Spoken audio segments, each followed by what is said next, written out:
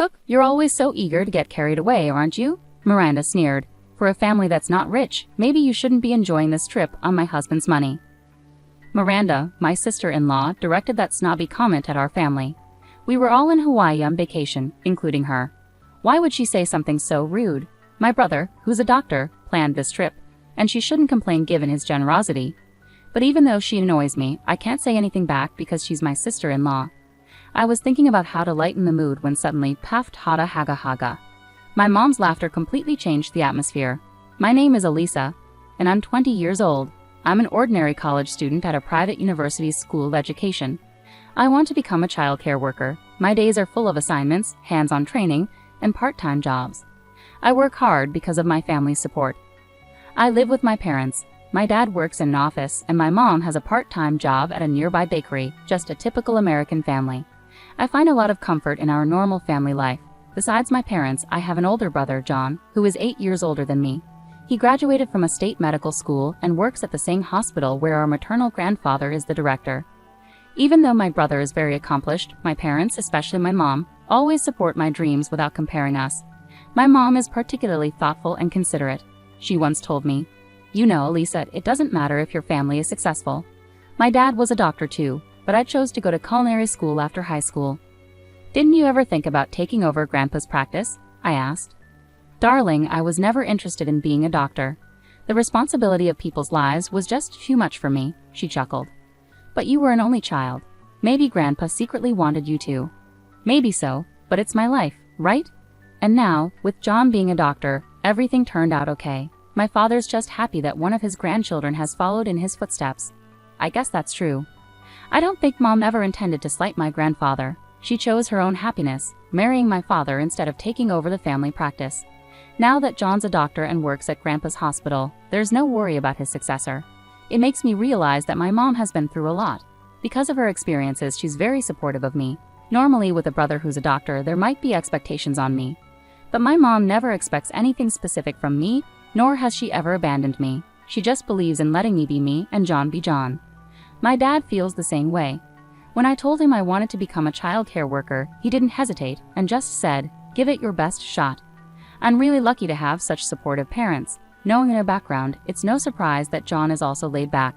Despite being a doctor, he's humble and always encourages my dreams. Just the other day, after I finished my training, he called me.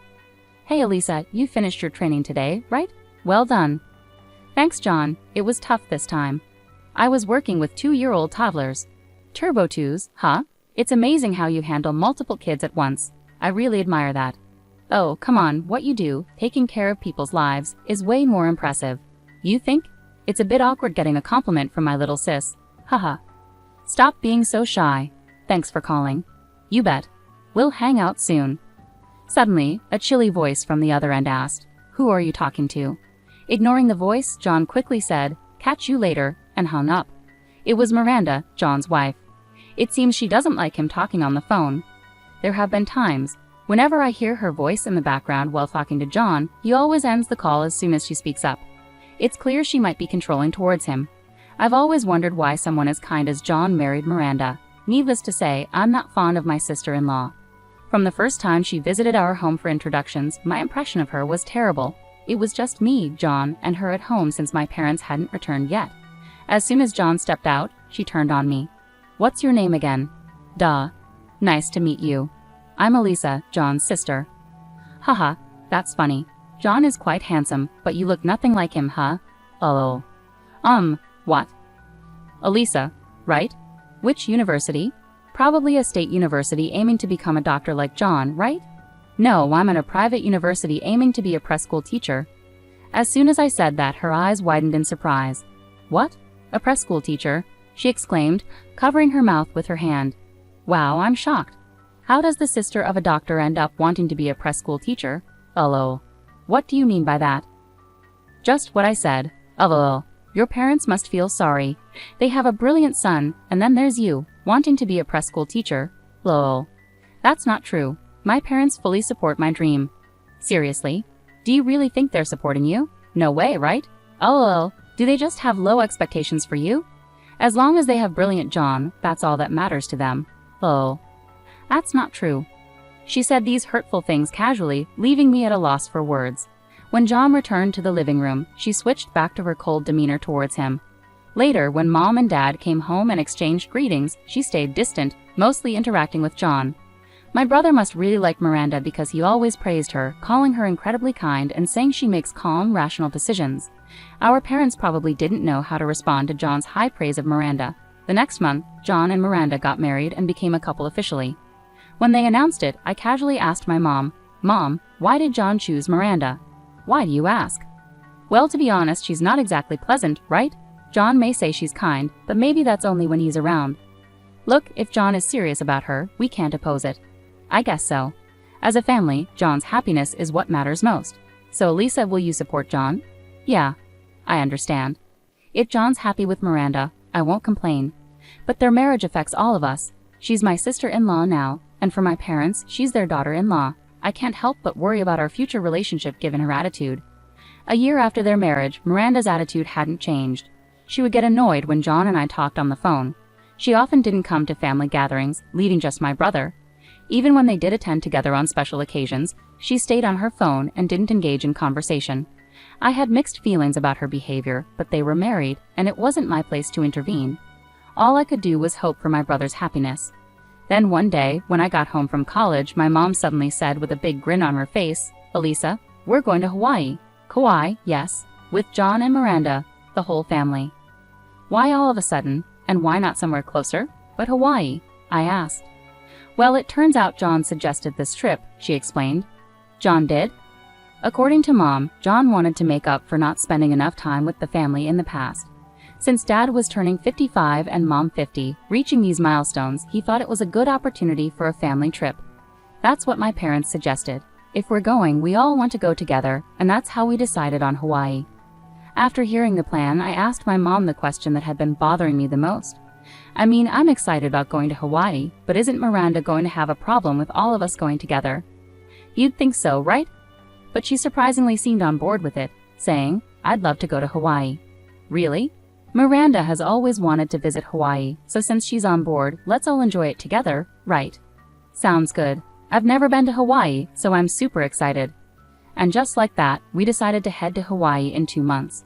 The thought of Miranda joining us did bring some mixed feelings, but the excitement of the trip overshadowed them. 2 months later, we met John and Miranda at the airport and boarded our flight. My parents and I sat together, while John and Miranda were seated separately in the back. Since my brother made all the reservations for this trip, it was clear their seating arrangement was intentional, probably at Miranda's insistence. At the airport, she only spoke with my brother and didn't greet us. For her, it seemed strictly a vacation with her husband.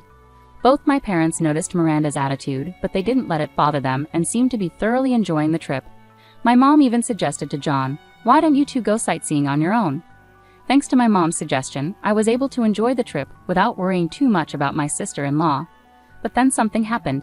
That evening, after coming back from sightseeing, my parents and I met John and Miranda for dinner at our hotel.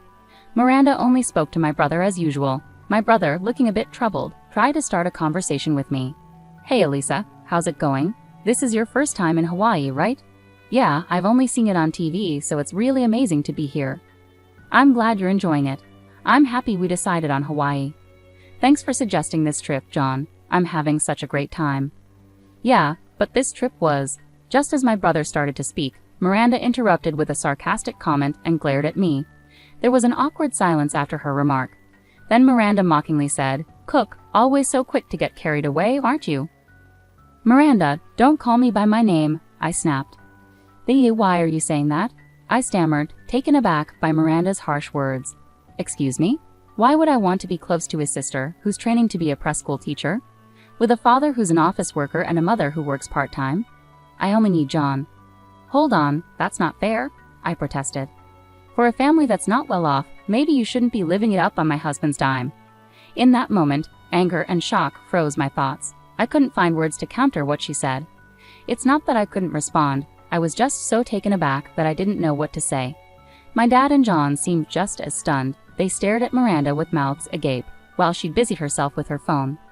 Suddenly, my mom burst into laughter. "Paft, ha ha ha." "Mom," I exclaimed. Sorry, my mom said, still chuckling. "It's just too funny, I couldn't help it. Lol." Seeing my mom laugh, Miranda's face instantly darkened. Clearly upset, she snapped at my mom. "Excuse me, what's so funny?" "I'm sorry, Miranda dear. It's just that my stomach hurts from laughing." The irony. Coming on this trip riding on someone else's dime and acting like this? Well, maybe I'll just head back then. Oh. What? Miranda was stunned. My mom stood up and signaled to my dad and me. "Let's go." We were surprised by my mom's response, but we followed her lead and left the table. Miranda seemed annoyed but didn't say anything as we walked away. Suddenly, John stood up, raising his voice at Miranda. "Hey, that was way out of line." "What, John?" she asked, clearly taken aback. "Apologize to Mom, to my family." I had never seen this side of John before. He was always at Miranda's beck and call, but now he was furious. Miranda appeared rattled and tense.